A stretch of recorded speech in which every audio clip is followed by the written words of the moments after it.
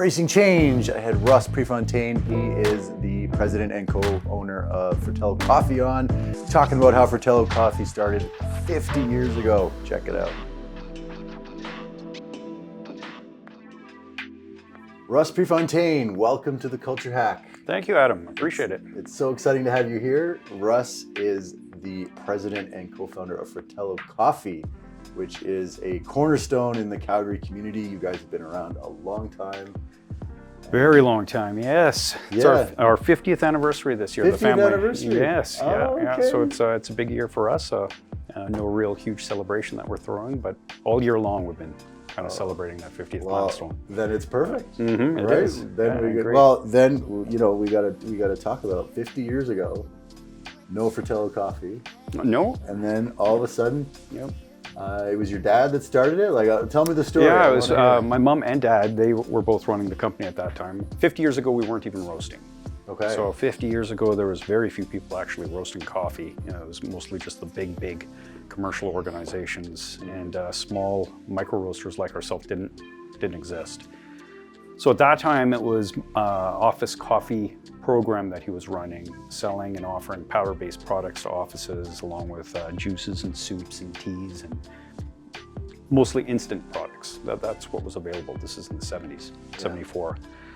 He moved to Calgary from Vancouver, moved to here in 1975, and he never was really happy about that product. So he did find a very small roaster around 1984.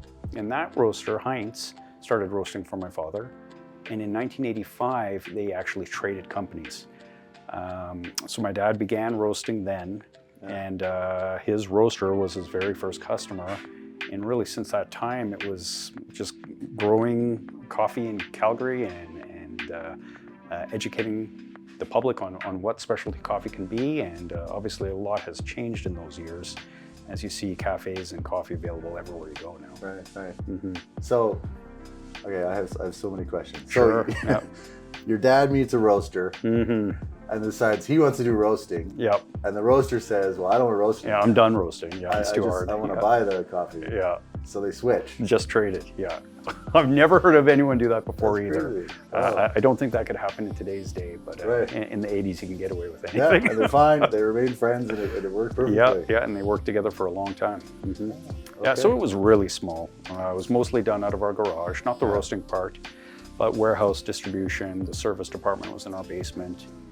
So my brothers and I grew up in this business, watching my mom and dad struggle like every entrepreneur does to grow, and the good times and bad times. Yeah. And we were always involved. That's how we would get allowance. Cleaning and helping out and things like that right. was Cleaning equipment. Yeah.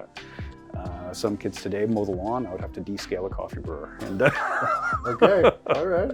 yeah, so it's always been in our life. Yeah. Mm-hmm. So tell me about specialty coffee. If anybody's watching and they don't know the difference between, just coffee and specialty coffee, what's the difference? Well, specialty coffee would be categorized as anything that scores an 82 and above on a scale of 100. This is based on the Specialty Coffee Association of America. So they've come up with some terms that would help a producer and a roaster define what quality is. Mm-hmm. And it's almost like a wine sommelier.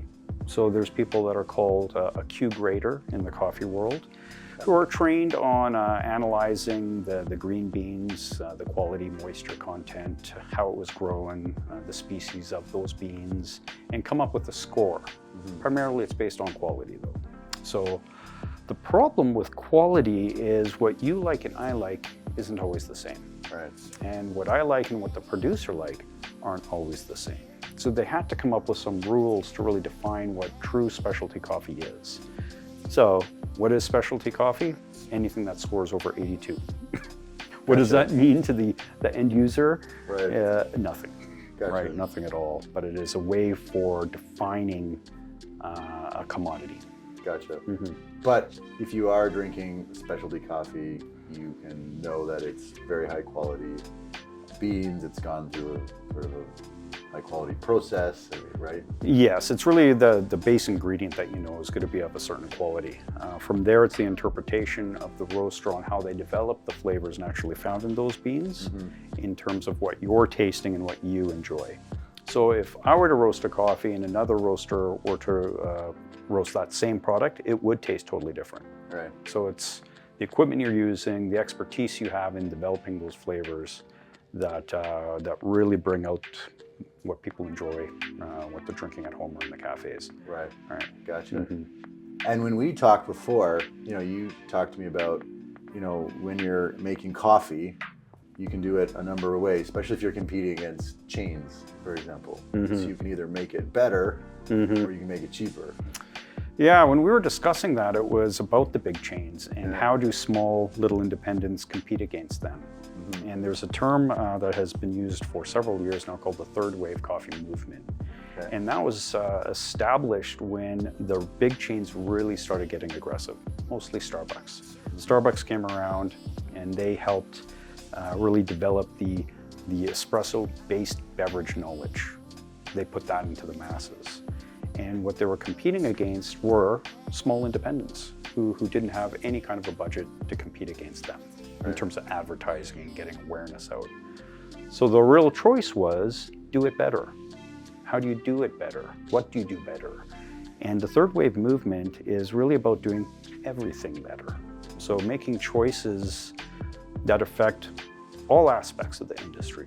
So from buying coffee better, right, in terms of higher quality, direct trade relationships, having an understanding of what the producer is going through and what their needs might be, to choosing the proper lighting in your cafe, to having real hospitality. There's so many things in between that you could choose to do better.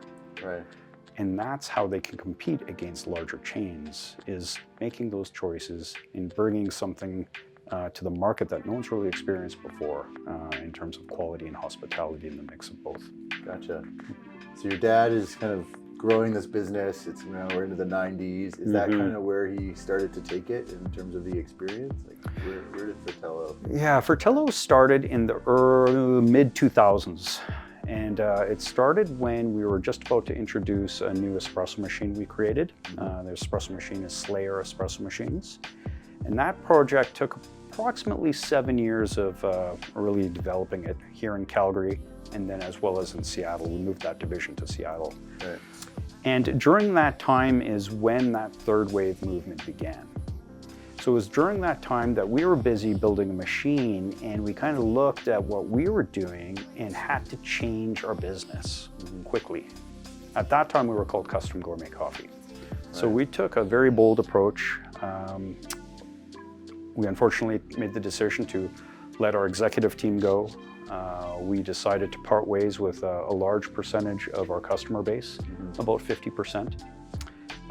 And really focused on the customers who were understanding coffee. The people that we parted ways with were mostly large grocery chains that cared about flavored coffee and products that nothing we were excited about at that time anymore. So part of that downsizing was a rebranding, and that's when Fratello was introduced. The name change, a full brand change, and really it was a change in our minds as well, a new focus on doing things better as well, focusing on higher quality coffee at the same time as introducing this new espresso machine to the world.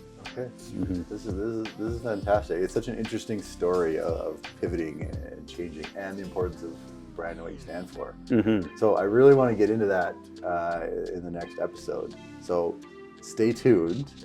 In the meantime, if somebody wants to get a hold of Fratello and learn more about you guys, how should they get a hold of you? We have a very active blog on our website, Fratello Coffee, and within that you can also see all our social links are at the bottom of the page there. LinkedIn, Instagram, Facebook, Twitter, and TikTok, all the big ones. We're active on them all. Reach out to us there. Thanks so much, Russ. I'm excited. Next time we're going to get into what it means to go through a rebranding and to pivot last minute in a very drastic way as you guys did. So stay tuned. It's going to be great. See you next time on The Culture Hack.